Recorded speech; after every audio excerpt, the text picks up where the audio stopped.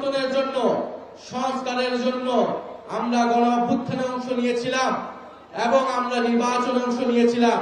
আমরা আপনাদেরকে বলেছিলাম যে গণভোটে হ্যাঁ ভোট দিন, হ্যাঁ ভোট দিলে দেশের সংস্কার হবে, পুলিশের সংস্কার হবে, বিচার ব্যবস্থার সংস্কার হবে, স্থানীয় সরকারের সংস্কার হবে, মিডিয়ার সংস্কার হবে।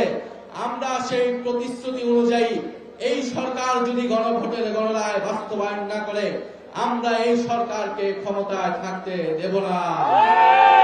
এই সরকার যদি গ্যাস সরবরাহ করতে না পারে, গ্যাসের দাম যদি দাম না কমায়, বিদ্যুৎ যদি সরবরাহ করতে না পারে, কলকারখানা বন্ধ হয়ে যাচ্ছে, শিল্প কারখানা বন্ধ হয়ে যাচ্ছে, ব্যবসা বাণিজ্য বন্ধ হয়ে যাচ্ছে, চাঁদাবাজির কারণে কেউ ব্যবসা করতে পারছে না। এই সকল পরিস্থিতির যদি পরিবর্তন করতে না পারে, আমরা এই সরকারকে ক্ষমতায় থাকতে দেব না। তোমাদেরকে ভোট দিয়ে ক্ষমতায় বসানো হয়েছে দুর্নীতি এবং লুটপাট করার জন্য নয়, জনগণের নিত্য প্রয়োজনীয় দ্রব্য যাতে সরবরাহ করতে পারো, তেল গ্যাস যাতে সরবরাহ করতে পারো, সেজন্য তোমাদেরকে ক্ষমতায় বসানো হয়েছে।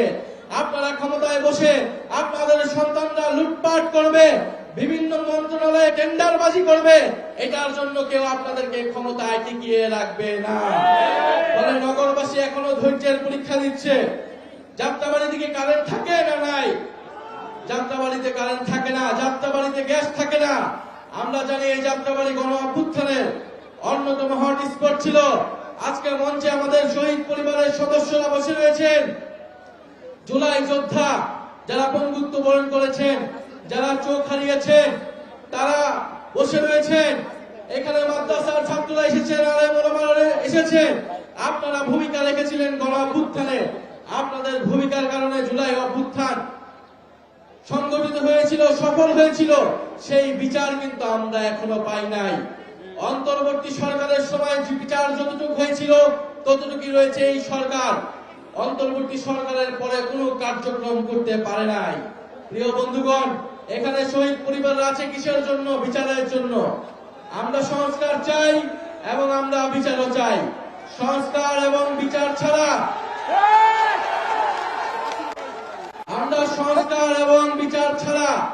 আমরা এই সরকারের কোনো ম্যান্ডেট নাই আমরা মনে করি। 5ই আগস্ট আপনারা দেখেছেন যে দিল্লিতে একটা প্রেস ব্রিফিং হয়েছে। খুনি শেখ হাসিনার সরকার একটা প্রেস ব্রিফিং করে বাংলাদেশের সার্বভৌমত্বের বিরুদ্ধে দিল্লি অবস্থান নিয়েছে। কিন্তু আমরা দেখতে পেলাম তারেক রহমানের সরকার এর কোনো জবাবদিহিতা নিশ্চিত করতে পারে নাই। এবং যদি জবাবদিহিতা নিশ্চিত করতে না পারে, তাহলে তারেক রহমানের ভারত সফর কোনোভাবেই এদেশের জনগণ মেনে নেবে না। দেশের সার্বভৌমত্বের উপর আঘাত এসেছে, দেশের গণতন্ত্র বিচার ব্যবস্থার উপর আঘাত এসেছে এবং সরকার একটা প্রেস রিলিজ দেওয়া ছাড়া আর কিছুই করতে পারে নাই। ফলে আমরা স্পষ্টভাবে বলতে চাই, তারেক রহমানের হাতে বাংলাদেশের সার্বভৌমত্ব অক্ষুণ্ণ থাকতে পারছে না। যে জাতীয়তাবাদের কথা বলে, সেই জাতীয়তাবাদের কথা বলে তারা সীমান্ত হত্যা বন্ধ করতে পারে নাই। তারা যদি এখন ভারতের সাথে আপোষ করে, তারা যদি ভারতে সফর করে, তার মানে দেশের জনগণ ভেবে নেবে যেই জাতীয়তাবাদের রাজনীতি জিয়াউর রহমান করেছে, যেই জাতীয়তাবাদের রাজনীতি বেগম জিয়া করেছে, সেই জাতীয়তাবাদের ধারক বাহক জনাব তারেক রহমান নন। বলে আমরা বলতে চাই, আজকের এই গণসমাবেশ থেকে যে জুলাই গণ অভ্যুত্থানের বিচার নিশ্চিত করতে হবে, খুনিদের বিচার নিশ্চিত করতে হবে, সংস্কার নিশ্চিত করতে হবে এবং অবিলম্বে বিদ্যুৎ দিতে হবে, বিদ্যুতের দাম কমাতে হবে, গ্যাসের দাম কমাতে হবে এবং চাল ডাল সহ নিত্য প্রয়োজনীয় দ্রব্যমূল্যের দাম কমাতে হবে।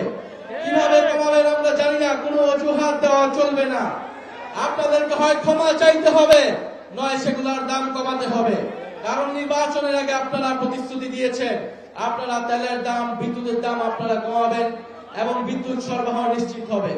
ফলে আমরা আজকের সমাবেশ থেকে আমরা বলতে চাই যে এখানে আমাদের ইসহাক ভাই আছেন, তার নেতৃত্বে ঢাকা মহানগর দক্ষিণ এনসিপি নিয়ে এগিয়ে যাচ্ছে আমাদের আসিফ মাহমুদ, যিনি স্থানীয় সরকার দায়িত্বে থাকার সময় ঢাকা শহরের মানুষের জন্য অনেক কাজ করেছেন। উনিও আপনাদের দ্বারে দ্বারে যাচ্ছেন এবং আমাদের এই মহানগরের যারা নেতৃবৃন্দ রয়েছেন, ছাত্র শক্তি, যুব শক্তি, শ্রমিক শক্তি, নারী শক্তি, আপনারা সকলে ঢাকা মহানগর দক্ষিণকে শক্তিশালী করুন।